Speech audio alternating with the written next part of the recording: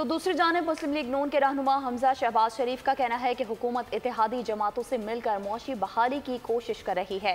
लाहौर में मीडिया नुमाइंदगान से गुफ्तगू में हमजा शहबाज ने कहा कि सियासत ओहदों से नहीं की जाती, सियासत अल्लाह की मखलूक को राजी करने का नाम है। एक सवाल पर कि आपने वफाकी हुकूमत में कोई वजारत नहीं ली, क्या आपकी नज़रें पंजाब पर हैं?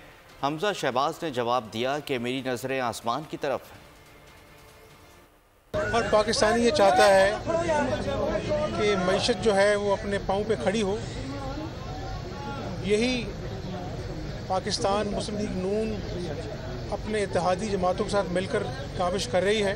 सियासत जो है वो ओहदों से नहीं की जाती है, सियासत जो है वो एक खिदमत का नाम है और अल्लाह ताला को राज़ी करने का बेहतरीन ज़रिया है। लोगों की खिदमत कर कर, अल्लाह को राज़ी कर कर, अल्लाह की मखलूक को राज़ी करके इससे बेहतरीन काम कोई नहीं है।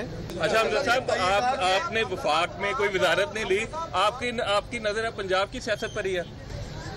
मेरी नज़रें आसमान वाले पर है। सब्सक्राइब करें और बेल दबाएं ताकि कोई खबर रह न जाए।